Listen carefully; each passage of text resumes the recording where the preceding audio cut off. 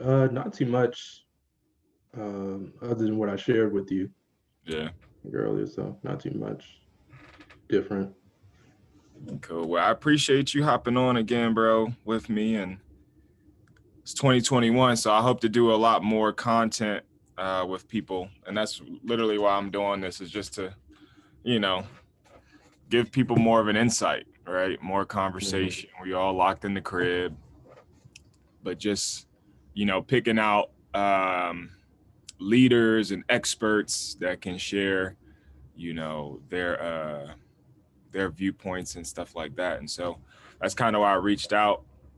Really nothing crazy, just, kind of open dialogue like we always have, Mhm. as Black men, in America. Obviously this mental health thing is something that we've never really talked about until now. I feel like, the last few years. But, thinking about, I'm 31 years old. If we just started talking about this 2 years ago, let's understand all of the traumas that we've been through generationally, right? And just that have been packed on, and that we usually attribute our ability to kind of just navigate this world and deal with those things head on without having some of the tactics, some of the words, to understand what's actually going on. How are we processing these things, right? So that's why I think it's super important to have these conversations and to just, pull on people like yourself who study this stuff for a living, who work with people for a living, doing it. And so, with no further ado, I just want you to introduce yourself, get a little background. I'm recording this, so I'll have it on video and then we'll put it on the podcast as well. But just give a little introduction to the viewers, whoever will be seeing this on YouTube, hearing this on the podcast. Just let them know who you are, what you do, where you do it, how can they find you, reach out to you. Okay, so sure, yeah. So my name is Quentin Monden, and I serve as a board member for NAMI Ohio. So NAMI is the National Alliance on Mental Illness. I also serve as the NAMI peer representative for NAMI National's Peer Leadership Council. So a peer is someone that lives with a mental health condition and works and serves people in the community that also identify living with a mental health condition. And so I lead support groups Mm-hmm. each week in the Franklin County area and also do trainings almost quarterly throughout the year, teaching others how to lead support groups in their area throughout Ohio and sometimes outside of Ohio to other states that need the training. No.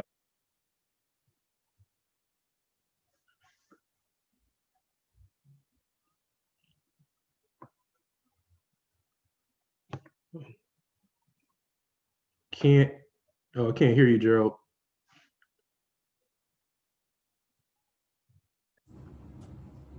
You hear me now?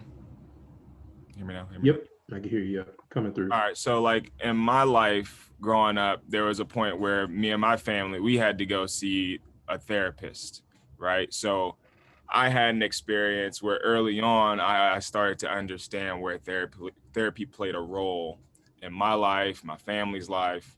And so I got a bit, I would say I have a little bit of a head start than the average person. I played college sports at a higher level. So we had sports therapists come in and engage with us in how to perform at an elite level, right? So a lot of people see these athletes, playing in front of hundreds of thousands of fans, millions of fans. And a lot of times they're African American. But these therapists aren't dealing with our lives. They're dealing with how we perform on the field. They're dealing with Mm-hmm. how do you block out the world to perform for this specific Mm-hmm. task. But then when that task is over, you have to go back into the world and you're still dealing with the same issues that you had before the game. And there might be more issues Mm-hmm. after the game. You know what I mean? And then whether you lose or win the game could add different things to that narrative. How the coaches talk to you and treat you and so for me, sports adds a lot more complexity to this, that I don't think the average Mm-hmm. person would ever even understand, because most people are just watching sports to be entertained. So we're not looking at our athletes as human beings. We're looking at them as entertainers. not realizing that if you're a Black man coming from poverty or coming from certain situations, you're dealing with a lot of these same issues, but you're just on a pedestal, you know what I mean? And so piggybacking off of that, how do you think, our society, our culture, what we've been raised in impacts our mental health on a day-to-day basis? And how can we change that? How can we help, relieve some of that stress from our community? Yeah, just the other day I was on a call and we were talking about really how, white supremacy affects like our experiences. Right. And so I was part of a call basically that talked about, for the sibling community, people that have siblings that have special needs or disabilities. And so we had to think about the veil of white supremacy, how that affects our experiences or how we experience things. And so right now, what we're experiencing, especially in the Black community, I call like just a high level of stress and fatigue. And right now, I can tell that people are just tired. I've Right. been on various calls, like on the new app Clubhouse, where in response to just, January 6th, and people are talking about, you know, I just, one, that they're not surprised by the incidents, Right. but then also how they just feel drained, Right. like almost out of nowhere. And, as a community, we've always talked about the community depression and then, but the effect that that has on us. So it's like you watch these things, we're not surprised, but at the same time, we walk away feeling taxed. Right. And it's almost, some people don't know where is this coming from, but the constant effect of watching um, people that look like us shot or and then forced to go to work the next day and forced to interact and never really having a chance to take a break or slow down or process or even really discuss what's going on internally with us eventually kind of breaks down. And so you know it it's something that we don't talk about enough in our Right. community, like the effects of racism and how that impacts us, but then also mental health issues, like you said, we just kind of power through. Right. We don't really slow down and re-examine and reflect. So it's one of those situations where we need time to heal, we need time to slow down, but how do we go about doing that? Well, again, this comes back down to economics. All right. Like, I Mm-hmm. feel like, if you have money allows you, or you own a business, or you are in a higher level of society, you have that opportunity to decide you're not going to go to work, right? If you don't feel good, or you don't, you need a vacation. And that's something that I've been able to see just because I kind of live in that middle. Like, I got out of the hood. My parents got us out of the hood, two educated Black people, went to college and all those things. And so you see how like the exceptional, like white people get to live, and they're on vacation like 3 months out of the year. They get stressed, they go on vacation. They get stressed, they go to the lake house, they go to the beach house.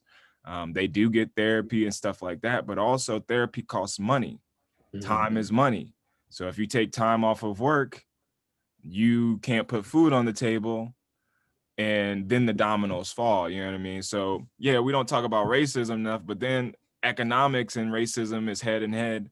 um, Mm-hmm. and all this stuff, it goes hand in hand. You know what I mean? And that's like, for me, telling Black people to focus on your mental health or your therapy or all these different things, but then we don't have the resources. Then we don't have, it's not normal. Like, we don't have our parents, our grandparents telling us, seeking help. So now you have this younger generation. Like, I see a lot of young Black people talking about mental health and therapy, but I don't see older people talking about it.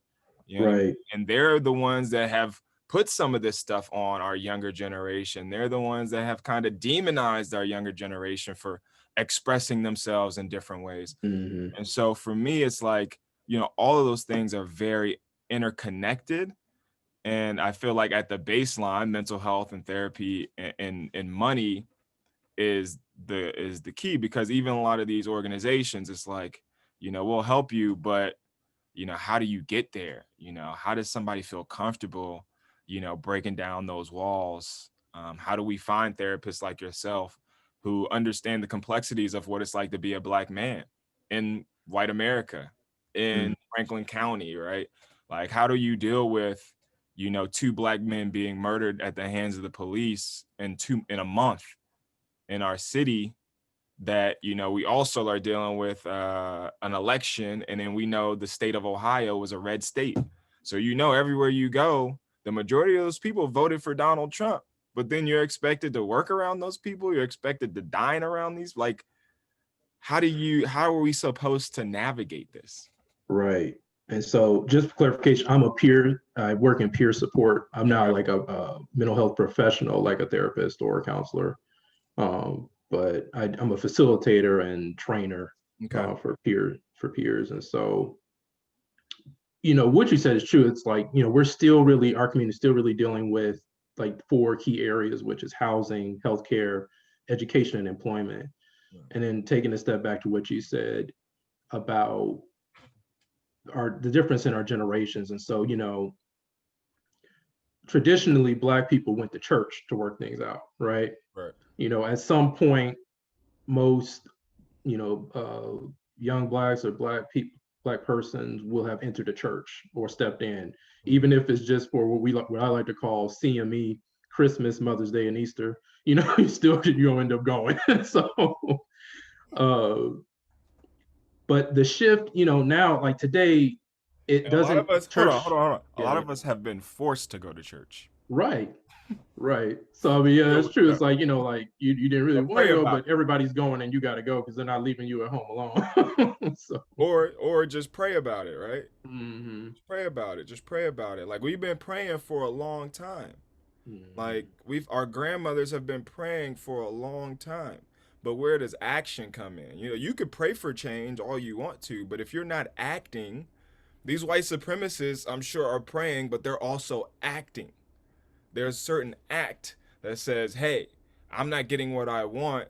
I'm going to get a group of people together and we're going to make change. And I feel like in our community, we haven't hit that point.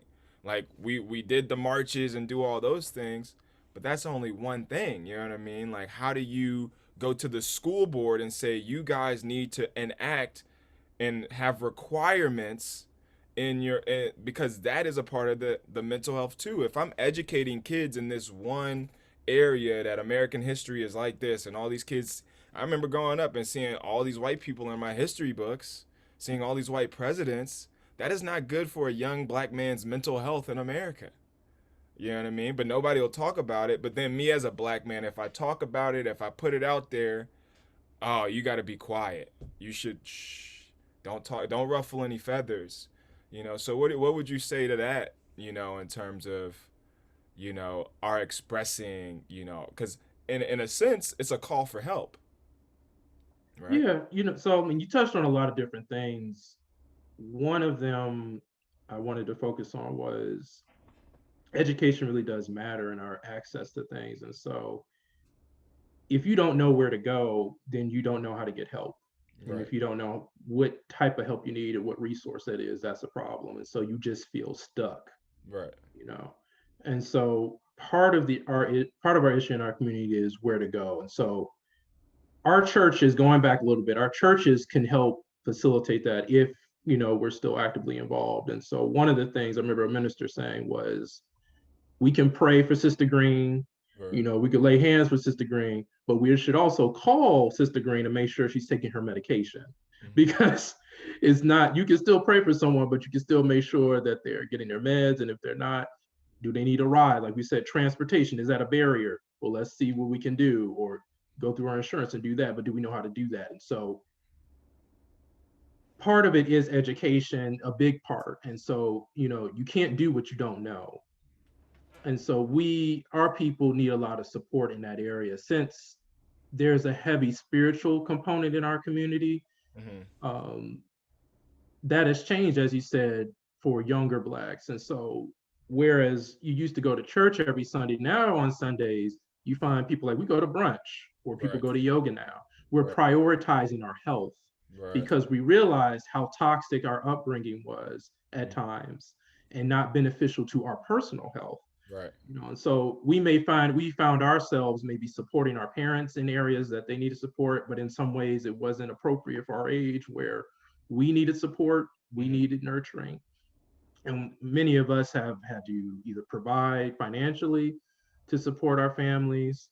Um, and so it's kind of been a role reversal where when we did get old, like you said, going into college, like I went to college, you went to college, you went to college for sports and then got your degree in other areas. And so that access opens a whole new world, and so you learn about different resources, you learn about what's available to you. You also learn about the real American history. I went to in undergrad, I studied history education, and so you actually learn Right. beyond the images of slaves huddled in a ship, and you go deeper into there's a history of anti-Semitism and xenophobia in this country. Also, a history of putting brown man versus the black man Right. or Irish versus the black man. And so you see how what's going on right now isn't really a surprise when it's been part of the foundation of our country for centuries.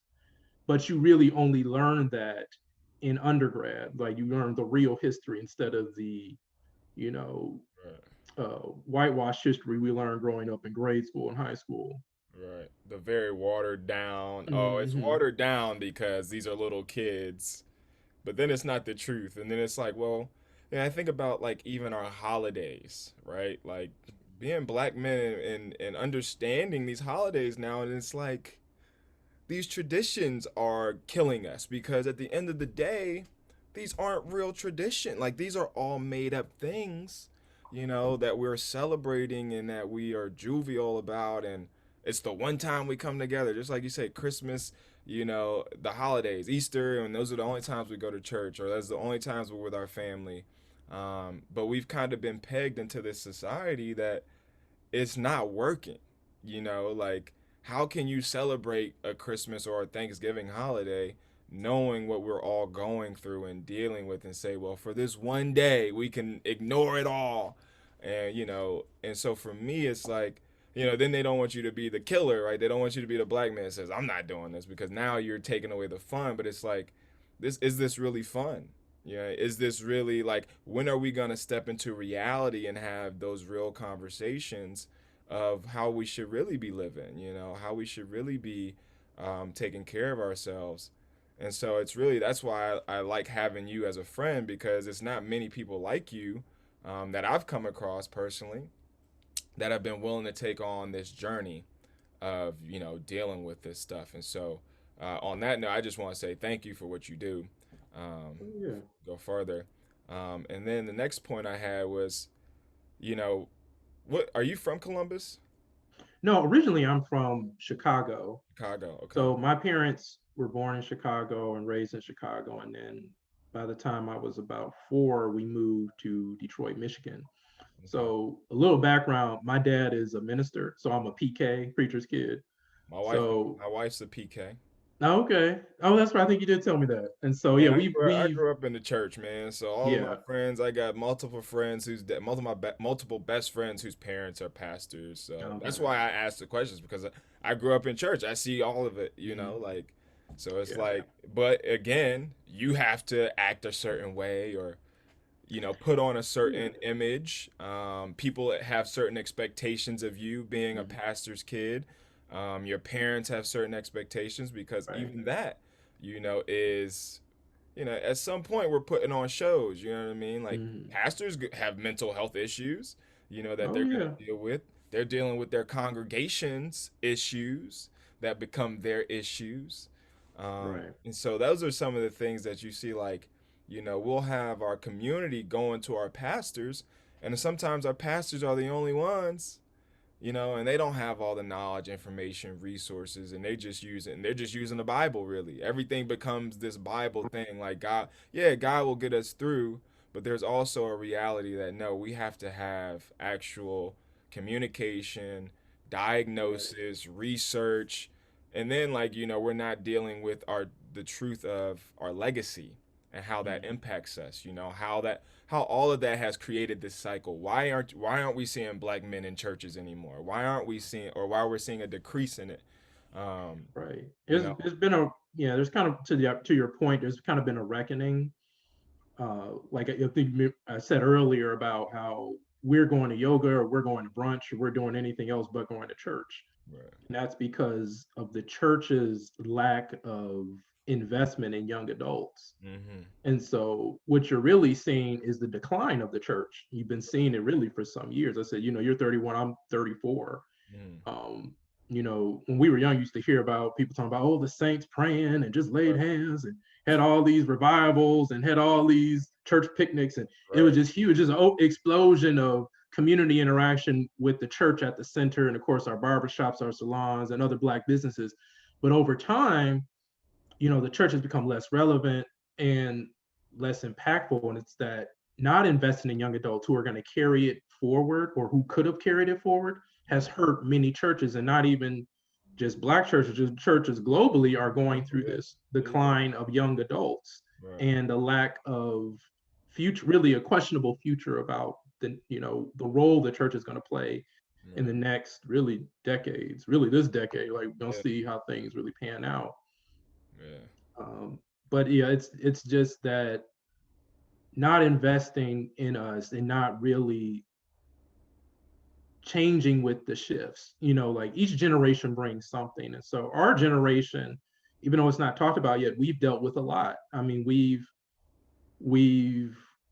been able to use all this technology. We've also, um, we've survived so many things too. I mean, we lived through 9/11. We lived through the Great Recession. Mm-hmm. We're living through this pandemic. So it's like, that's a lot for our dads in just in our lifetime. Right. And we're only in our, early mid 30s. So it's Right. like, that's a lot to think of. Student loan debt, Right. And then, right, the student loan crisis, so I mean, no look, just jobs. pick what you want to focus on, so, but we have survived and we are surviving in it. And so knowing that, we have a different outlook. So getting back to what you were saying is that, you know, there's a lot of contradictions. There's a lot of, I think, hurt for our generation about what the church has done or not done and could be doing. And so it's just, like I said, the decline of the church has to do with not investing enough in young Black adults. And so we're really investing in other areas, and whether either starting our own ventures or really prioritizing our own health and our own happiness. Right. And so that's where we are now. Like your point being, I grew up in a preacher's family. When I started having mental health challenges, I didn't at first really know what was going on until I got formally diagnosed, and that was back in 2007.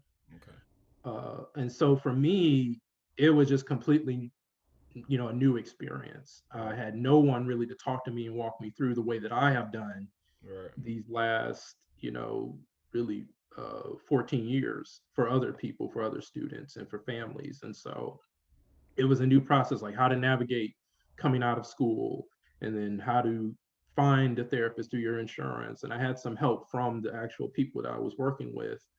But then dealing with my family was, at the time, it felt isolating because they didn't really understand what was going on. They thought I dropped out of school. And I'm like, I don't know how you got that from having a meeting with the dean of students and they telling you that I'm dealing with some issues, but their takeaway was, oh, you're dropping out of school. No, you know, it was just a whole thing. And I'm just like, okay.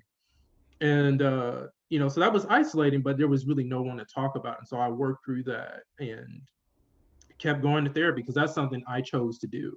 Right. They told me, they suggested it, but I chose to do it on Okay. my own and took myself to therapy Right. and started with, talking, and then eventually holistic techniques, coping skills, and how to deal with, my anger or disappointment. So what are Frustration. tell us some of those skills, tell us some of those things that you and once you understood, like, hey, they suggested go to therapy, what was that drive inside of you that said, hey, I need this, I Mhm. want it, I'm gonna go do it. And then, how has that helped you in your process of getting to this point? Obviously, you said you were dealing with some things in undergrad, right? It was undergrad. Hmm. Um, and then, dealing with it, now, and how has that helped you deal with life, in everyday life since that point? Yeah. So in undergrad, I remember, like you were saying, you kind of just push through. So, whenever you felt you had an issue, you just kind of like, oh, I'm fine, I'll be fine, just work through it and just keep going. So I remember first starting out my freshman year, college is a new experience. You go to your classes, you see what that's like. Um, at a certain Also a point, you different start, culture too. yeah. And so, like, I went to, so yeah, to give some context, I went to school at Montclair State University in New Jersey. Hmm. And so Montclair, New Jersey is kind of predominantly white, northern New Jersey. Right. Um, I forget what it's been some time. Forget what the exact percentages were, white to black to brown, but it was predominantly white. Right. I went to school for education originally, Okay. early child education. But anyway, it was great for my major. Hmm. But yeah, it's isolating. But for me also, that's something you had to deal with growing up. I went to school, I was like either one of five in the entire class of Hmm. black kids in my Yeah. classes growing up. So that's I went something to you kind private we school talk about code switching and all that stuff, you know. at a very early age. Hmm. But then how do you interact? You were put in that environment, but then you're still a black man. So how do you Right. interact then with your community that didn't go to university, didn't have parents that could put you in university, because we are still that. Like, and we look at Mm-hmm. the numbers of black men going and graduating from college ain't great. And and being a small percentage at a university, like, I went to OU, and OU had 30,000 students. And I think like my freshman year, it was like 400 black students. Well, guess what? 60 of us were on the football team, Mm-hmm. another 10 on the basketball team, and Right. another 10 on the women's basketball team. That's 80 students right there. You know what I mean? So, for me, like, I grew up in Prince George's County most of my life. So you seeing black success, black wealth. You're seeing black politicians, NBA players, NFL players. My mom's a lawyer, chemist. My dad's an engineer. So you get used to kind of seeing that, and you get pulled out of kind of the hood environment or that environment. But then once you graduate college, now you can expect to be in corporate America, but then you're still by yourself, still isolated, still all these things. And then you're expected to go back to your community and help uplift and bring Mm-hmm. up other people, when it's like, well, I don't even have money to do that. Like, I don't even have the resources to do that. You know Right. what I mean? And so for me, yeah, I mean, like, I didn't understand until I got to college. And I was a little protected because being an athlete, you know what I Mm-hmm. mean? You are shielded from a lot of things. You are living in a bubble. Well, yeah, You're you guys. I remember you guys get priority for like everything. The first ones to register, like the athletes, gotta get them then classes the in, man. musicians, then the seniors, then everybody else. There's only a few of us, though. You know what I I mean? know, I know. I mean, that's a whole. I mean, that'd be a whole nother podcast just talking about the experience of the college athlete because we could go on for days Yeah, talking I try to talk about it. It's about hard.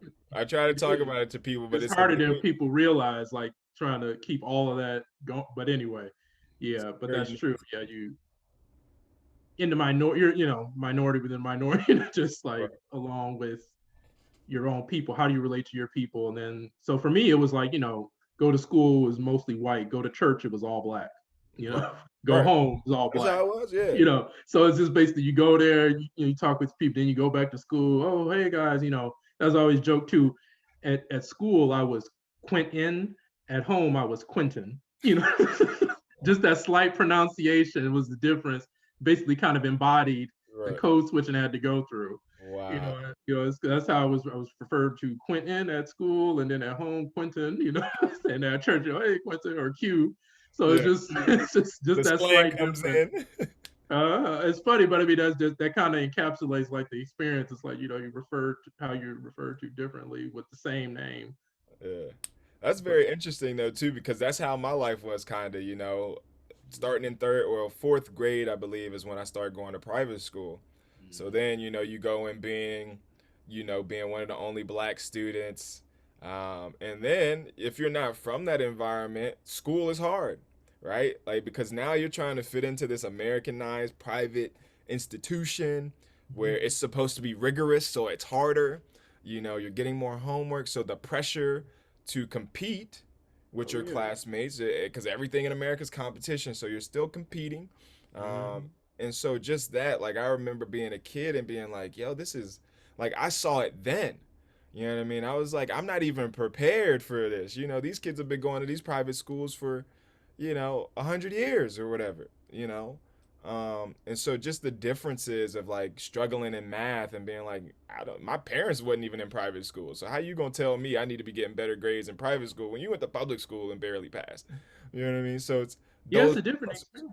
Yeah. Even at an early, like you're saying, like it's hard. It was hard for my parents to relate what I was dealing with because they didn't really deal with that. Right. Like they did go to school, but they didn't go to the level like we're talking about. Where yeah, like I mean, I tell people when I was in sixth grade, I had Greek mythology, Yeah, and me too. I was like, Maybe people it's are like like, might have what? been seventh or eighth. Yeah. And they were like, "What?" I'm like, "Yeah, you didn't have Greek mythology," Right. or like like I was reading European authors, American authors, Hmm. and all this stuff, and people were like, "Oh, Dad, we only read that." I was like, "Oh no, dude, we read like the Scarlet Letter, we Scarlet read Letter. Yeah. Great Gatsby, we read Wuthering Heights, all those Hmm. different classics." And that's just book. That's not even going to college. So like, when you get to college, I'm like, oh yeah, I read that. I can do. I can write Right, about you read that. half the stuff you did in higher Right, levels of college than you did in elementary school. Middle right. school. But it's like that was just normal for them. Like going at or like you have an AP math courses or physics or chemistry courses in high school, and people are like, bro, that was like a advanced chemistry class you were in, and I'm like, was it? But No it's like wonder I'm a this, little bit ahead of the curve. So, but yeah, it was, and I'll never forget. Like to your point, when I was getting ready to go to university, and people were looking at my SAT. Well, yeah, because I was SAT. I was on East Coast at that time, and so looking at my SAT scores, they're like, "Wow, it's higher than they were used to seeing for Black males in my age, at Right. that age, Oh yeah. and going in." And so they were like, "Oh wow, like your math and verbal." Back then we only had to worry about that. Now they got people writing essays and doing all this extra stuff. I'm glad we're not. Oh We don't yeah. have to do that anymore. Man, that's you talk about trauma. The SAT and SAT is trauma, man. Those scantrons. Yeah, I mean, to be fair, they really traumatized us. Growing up, that's all they ever talked about. The SAT, you decide Yeah. the rest of your life. Right. Any drama we watch, any like kid teen drama we watch, is all they ever focused on. Man, you And ain't gonna be nothing if you don't pass the right, so SAT. yeah, but yeah, it is different because how do you relate to your people, your peers, Right. when your education is better?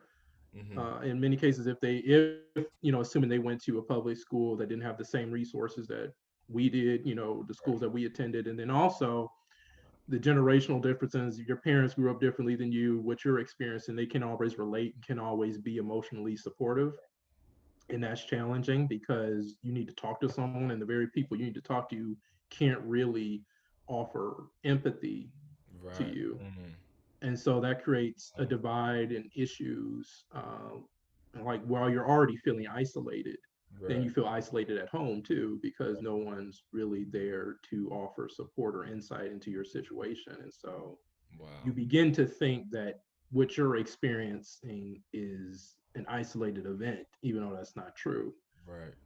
But you have a small pool of people to talk to about it. Wow. I didn't even think about that way. But it also, I mean, thinking about it too, just thinking about how many families are disrupted because you feel isolated and nobody knows what to do. So kind of like you go to the very people that you're supposed to go to for everything. Your Mm-hmm. parents, then your parents don't know how to help you, or maybe they just tell you to, handle it how they handle it. But we're dealing with different situations, and I've seen it, in the black family. I mean, even in white families now, because you see it all the time. But Mm-hmm. the mental health part, where we are not getting that help from our most, the people that we look to the most. You know what I mean? And I Hmm. think, that drives a lot, especially us younger people away from our families, because it's like, yo, you don't even respect me enough to Right. even try to help your kid. You know what I mean? Or to try to, do those things. And then they're dealing with their own mental health things probably too, where they're not Mhm. willing to get their own help.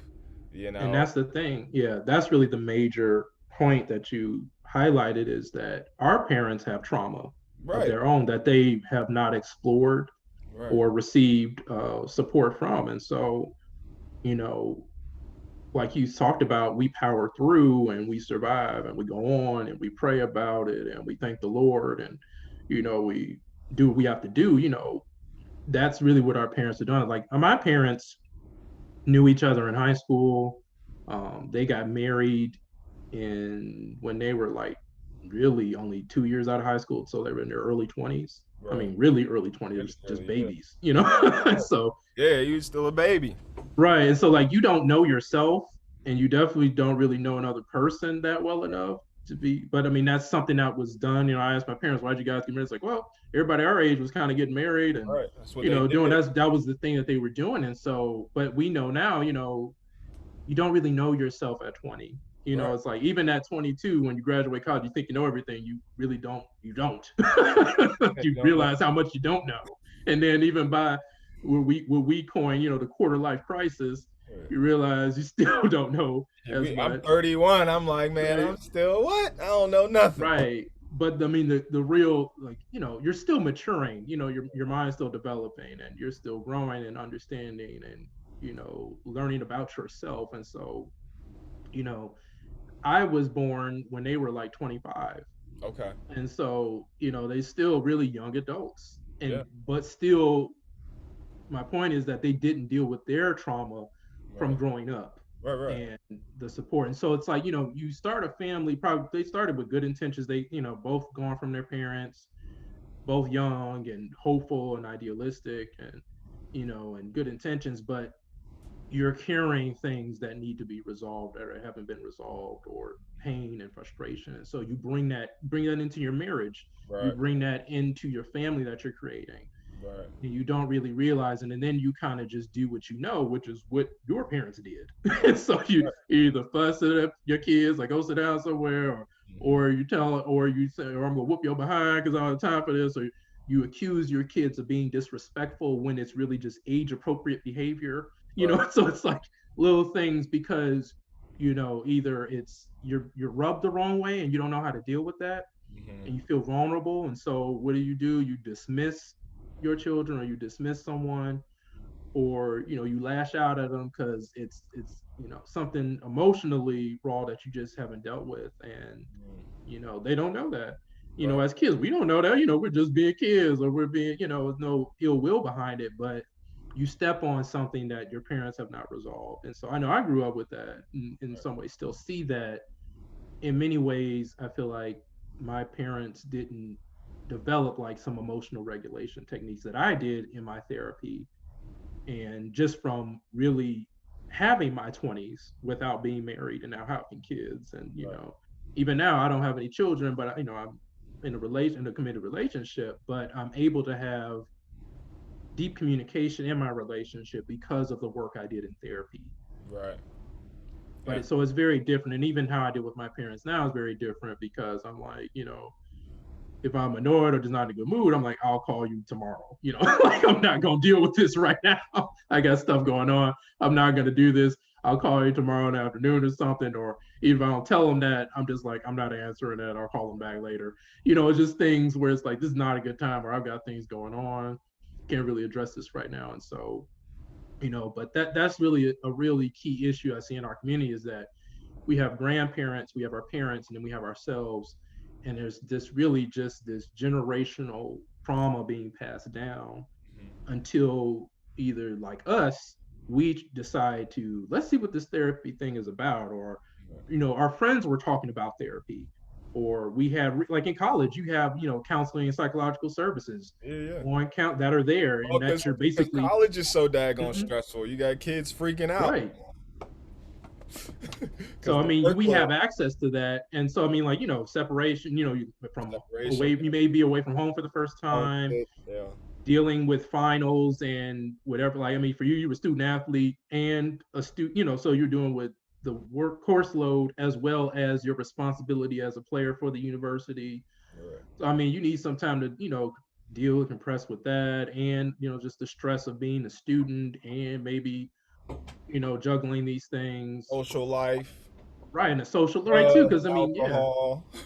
right, yeah, I mean, because realistically, that's the first, you're gonna experiment with alcohol and stuff, and we're, Everybody's meeting partying. new people and partying, and so it's like, of course, So what we always joke about, that your first year, you got all those rush parties right, from fraternities, and then you got organizations, everybody's trying to get you involved from the get go, and so yeah, I mean, the universities know you start experimenting with alcohol, a little bit, see what it's about, hanging out, finding your tribe or trying to, right, people you're gonna hang out with or maybe know, in the foreseeable future. So it's a lot to deal with. But as we're talking about within our community, dealing with all that, with all the weight of our family and then, our future growth and career aspirations, that's just a lot to handle. And so if you've never really explored that, you don't know where to go. And this brings us, I think, close to like what resources are out there and what yeah, can we get connected to,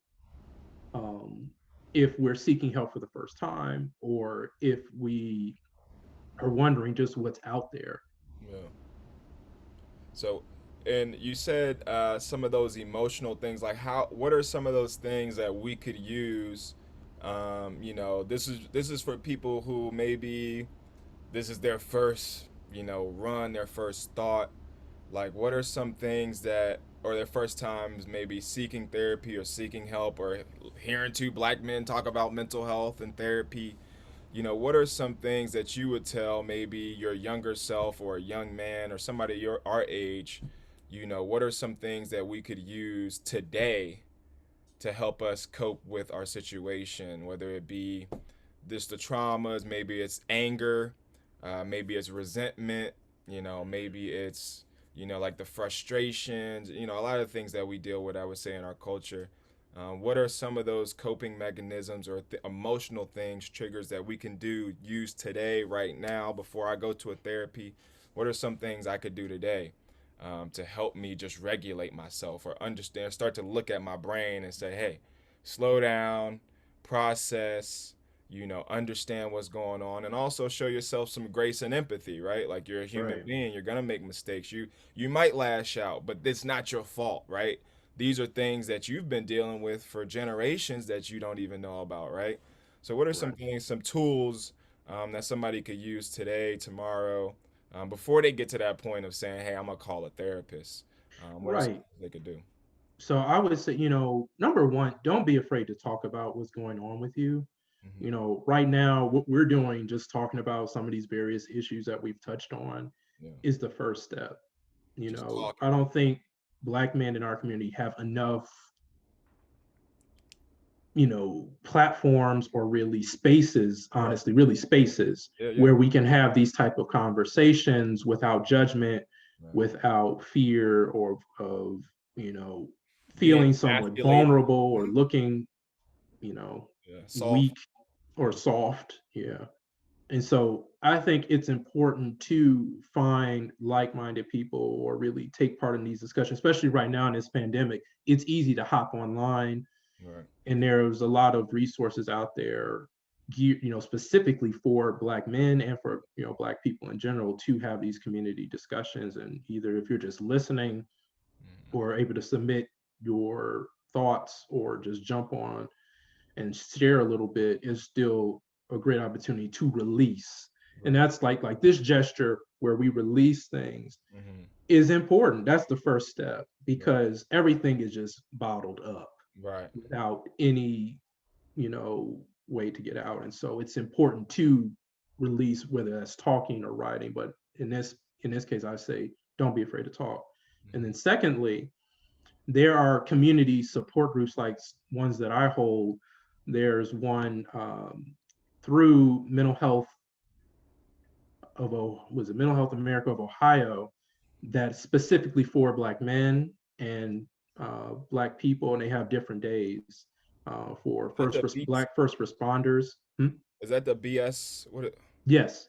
Okay, yeah. Hmm. I've been And following so, and getting involved with them, so yeah. they do And really great so work. they've done really a great job of creating that platform during this period, during the pandemic, and then ongoing into this year, keeping it going. I think this is really their first year, or Yeah, will they be their just first started. year. Yeah. It'll be a year going in, now that we're in 2021. Okay.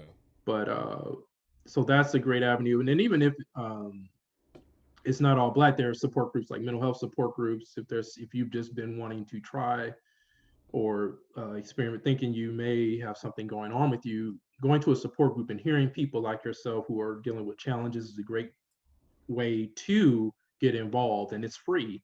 It's Right. like a lot of these resources I'm going to share are free because you can just show up or sign on, especially right now in this pandemic. You can sign on and listen initially, just share your name.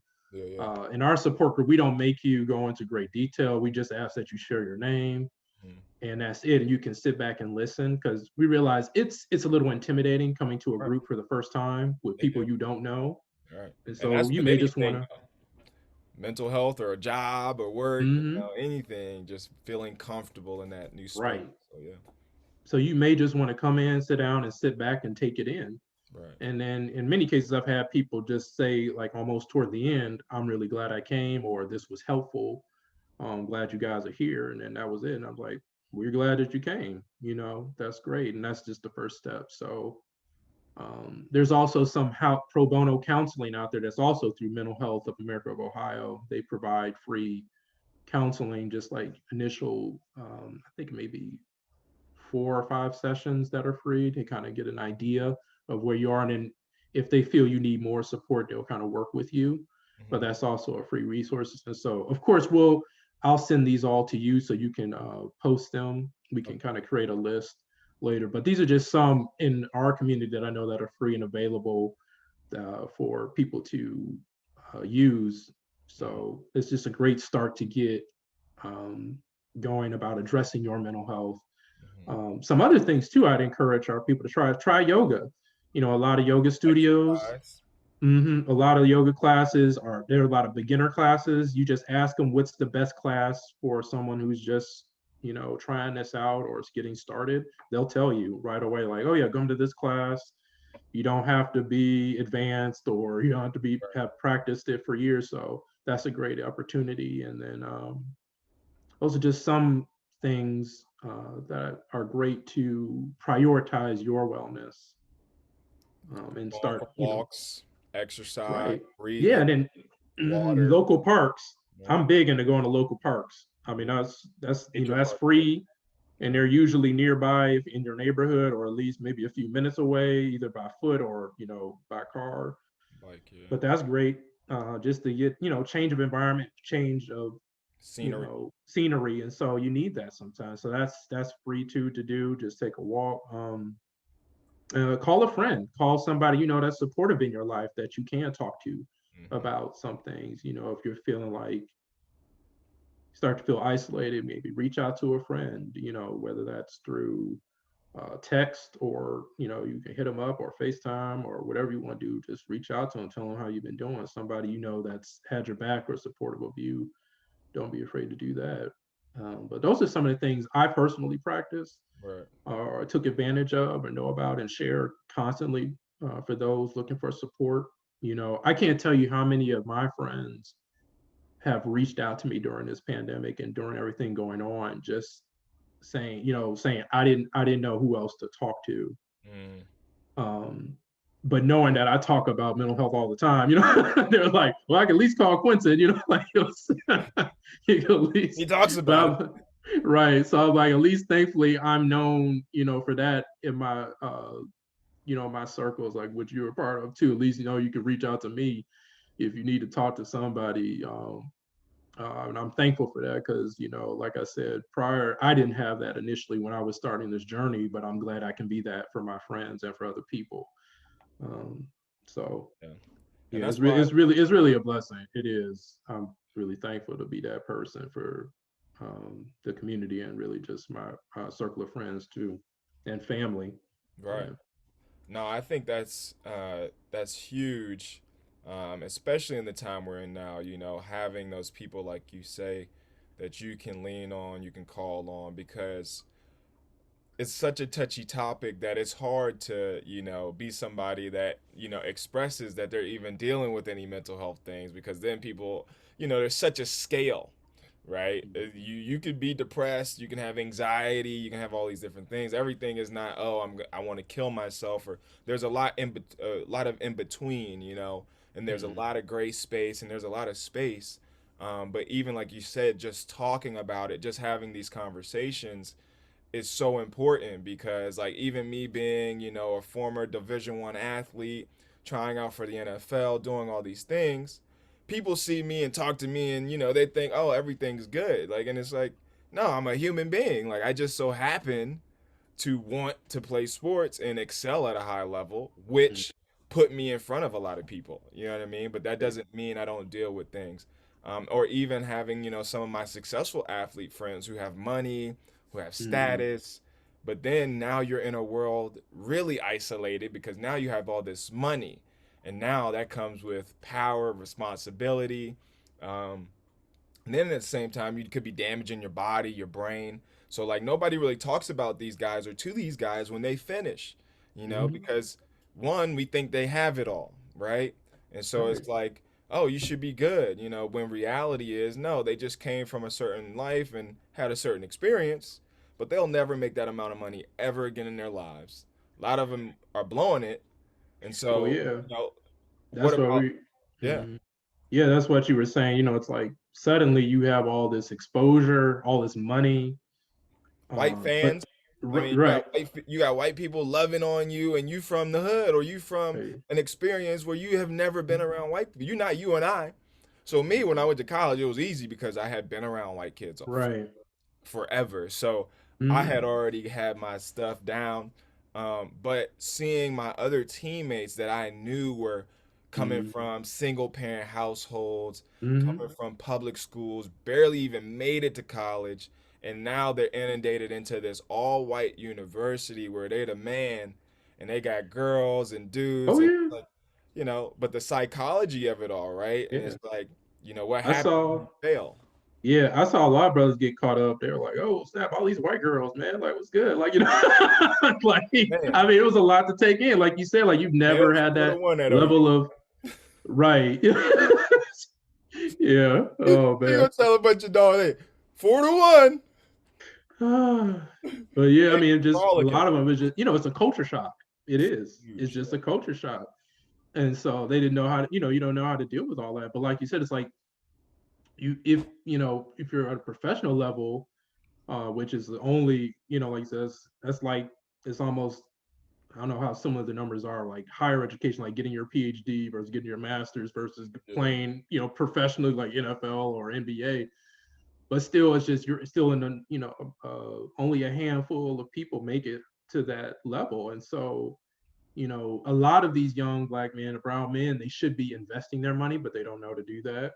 Well, they're It's like, trying. The thing and then is, a lot of them mhm, are trying, but once you get to that level, the level of people that are coming to you to tell you to mhm, invest aren't from your community. So if right, you're a multimillionaire and now you got a guy in a suit, you got your agent, you got these managers, and everybody coming to you and saying, "Hey, let's move 100,000 over here. Let's move 50,000 over here," and most investments fail. right. It's high risk. Yeah, it's a lot of risk, especially you got High all this risk. money and that you're making millions of dollars, and so it's Right. like, oh, but that didn't work out. I'm like, oh, all right, whatever. Right. So you think, Yeah. But then a lot yeah, of these guys, especially, and this is why I mhm, really like to talk about, sports and a lot of the different things, because the mhm, NFL, these guys aren't making that much money. Like when you break it down, they're not making that much money, So when you say it's 63 guys on a roster, the only top 1% of those guys are getting guaranteed tens of millions of dollars. Where if you're a rookie, the league average of guys, your first contract might be 2 years. So that's a bare basic contract. yeah, And then if you're in the NFL, you're not the NBA where they could see your face. So you're getting all types of sponsorships, endorsement deals, and things of that nature. So you're only going to see the Odell Beckhams, the Baker Mayfields. Those are the guys. It don't matter if they're winning or losing, they're going to get paid because they are the franchise tag. But you got to Mhm. remember, there's 60 other guys on that roster. Oh yeah, but Who, usually we see, like we see now, like what's his name? You see the quarterback, you see, yeah, what the wide receiver, the you big see like wide. certain key guys, and Yeah. like they not only do it getting paid through the team, but then they've got all these endorsements, Hmm. these deals too on top of that. But like, yeah, there's only a handful of those guys out of the entire team, like you're saying, and so like everybody else is like hoping to get those some endorsement or Well, you some hoping to get brand. another contract. Most of these Mm-hmm. guys, the league average of playing in the NFL is 3 years.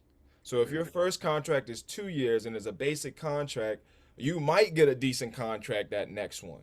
Mm-hmm. You might get hurt. And so in the NFL, the guaranteed contracts aren't there, to support these guys like that. So not only are you playing the most damaging sport, you're killing your Mm-hmm. brain, killing your body at a much faster pace, but then you think you're going to be making this money long term. You think you're going to be making this money for at least a few years. You don't get your pension until year 4 from the NFL. So you got to play 4 years in the NFL just to get the first pension. Mm-hmm. And then we're looking at you as multimillionaire living this life. Then you got to live the lifestyle. You got to have a trainer. You got to have a chef. Got to buy a nice condo. Got to buy a crib. Got to buy your mom a crib. You buy your homeboy a crib. Buy a nice necklace. All your money gone. Mm-hmm. And then you definitely ain't about to talk.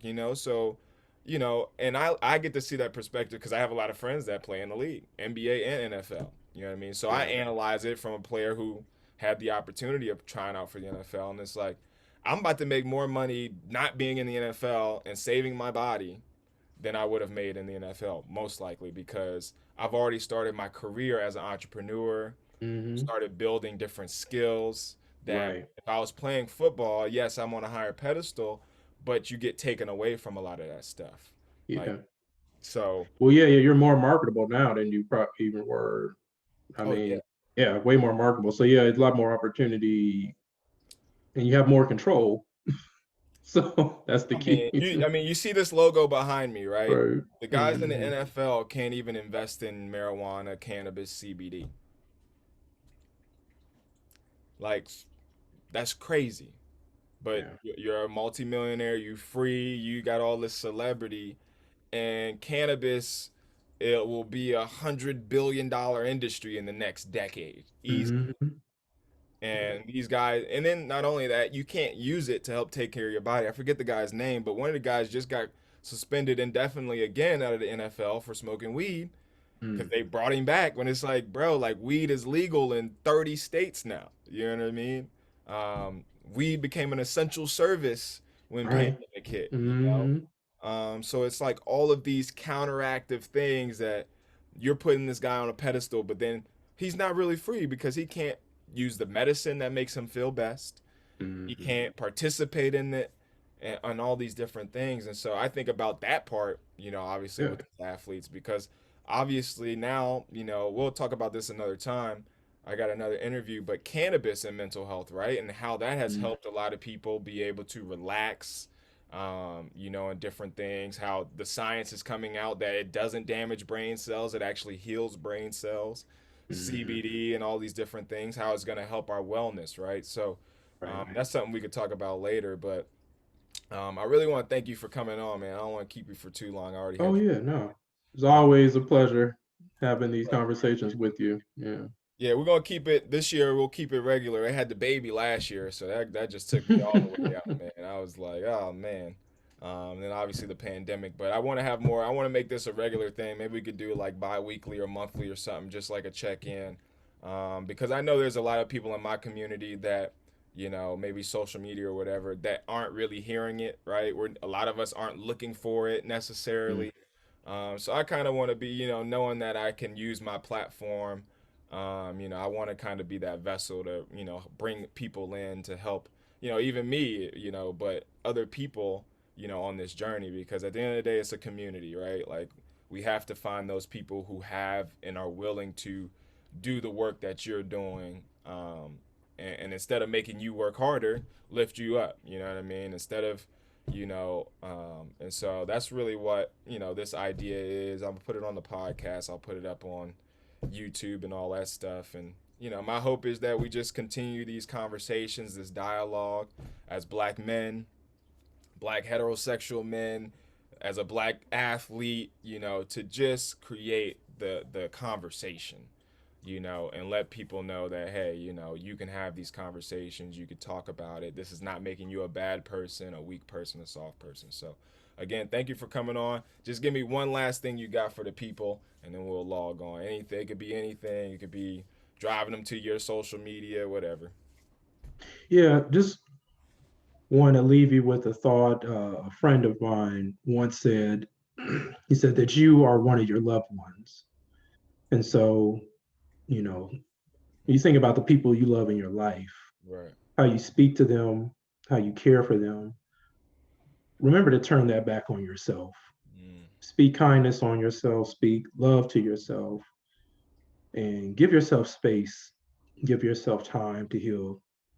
So, especially now during this time with so much uncertainty and uh, panic and really stress that we're feeling, give yourself room to heal, give yourself permission to slow down. I love that. I appreciate you, brother. Thank you, man. But thank you. Yeah, and you can also follow me on Instagram at Quint_Monden. And then the same on Facebook, it's Quint_Monden. And I'll share those with you if you want to provide them too, if anyone wants to follow along with me and the things that I post. So, Sounds good, brother. I appreciate you, man. Keep up the great work, man, and we'll keep it going here in the city of Columbus, man. yes. But thanks, brother. Appreciate you. No problem, man. You have a good rest of your day. You too. Later.